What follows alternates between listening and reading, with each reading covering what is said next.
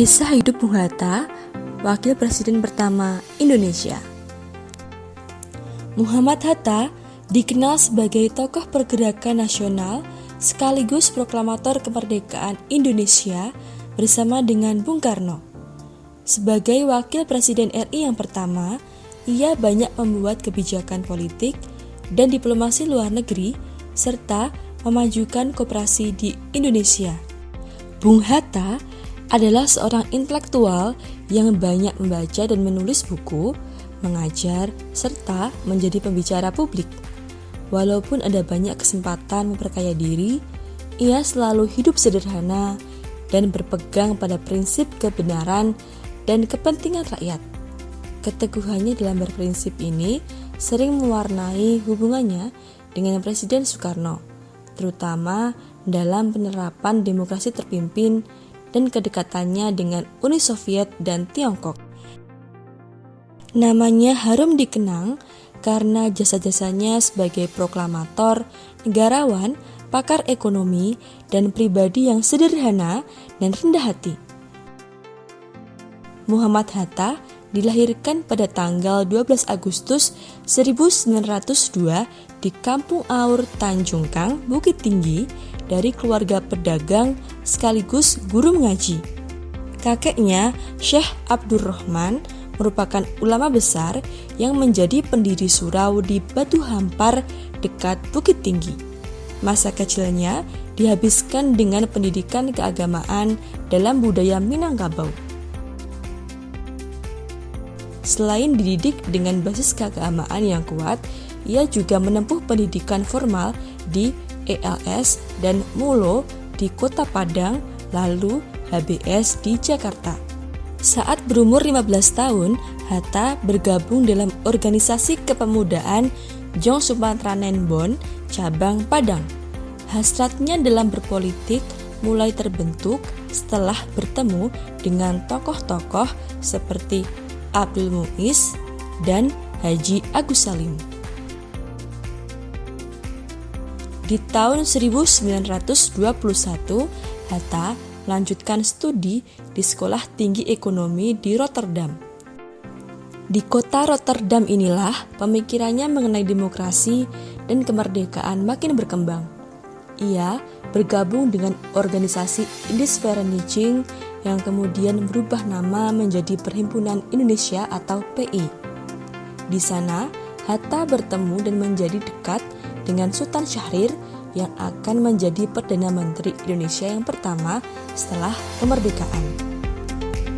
Aktivitas politik Hatta di PI membawanya ke posisi ketua dan keliling Eropa dalam rangka menggalang dukungan untuk kemerdekaan Indonesia.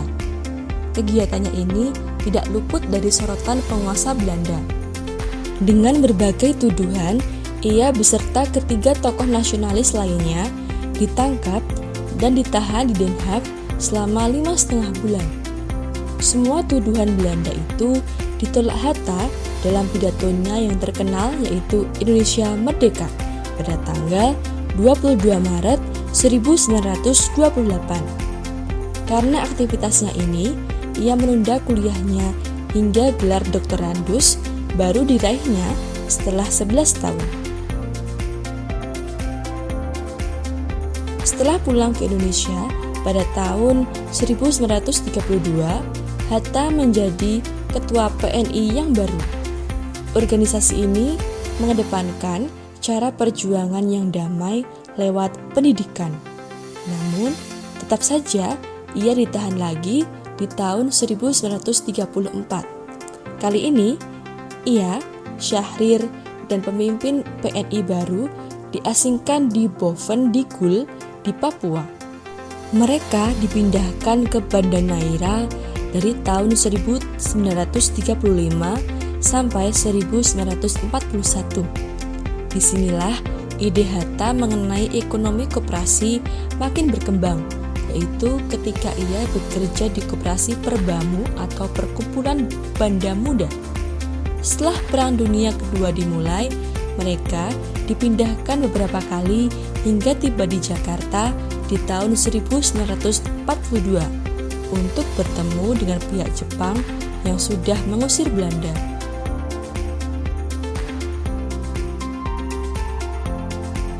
Sejak saat itu, Hatta bersama dengan Soekarno aktif dalam organisasi yang dibentuk Jepang seperti PPKI, Putra, Jawa Hokokai, BPUPKI, dan PPKI.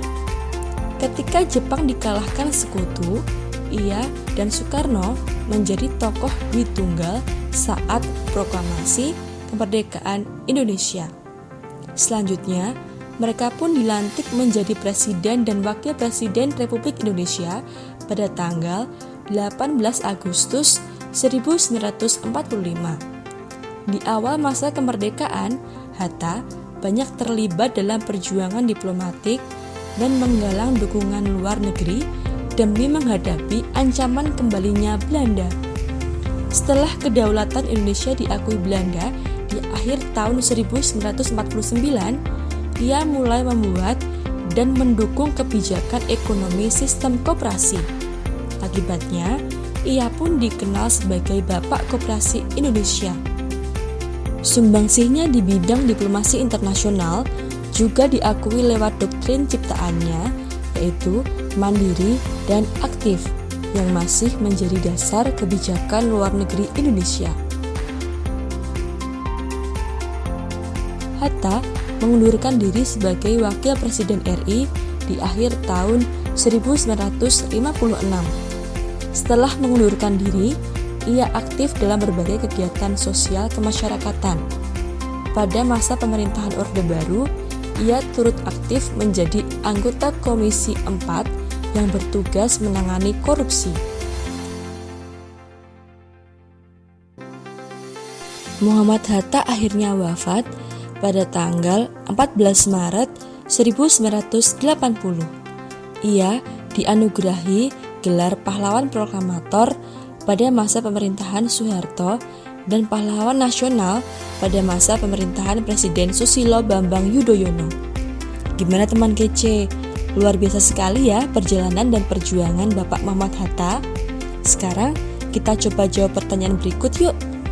Pertanyaan pertama, apa nama organisasi yang diikuti oleh Muhammad Hatta pada masa pendudukan Jepang di Indonesia?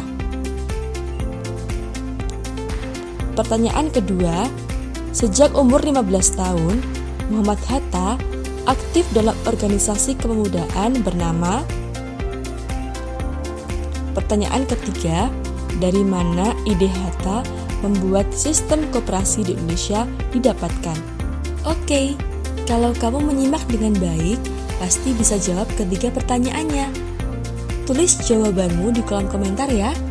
Buat yang mau tahu jawaban dan pembahasan lengkapnya, bisa cek latihan soal IPS, topik masa penjajahan, hingga tumbuhnya semangat kebangsaan, tentunya di kejarcita.id.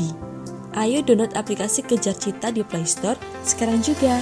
Kejar Cita, kejar ilmu, raih cita.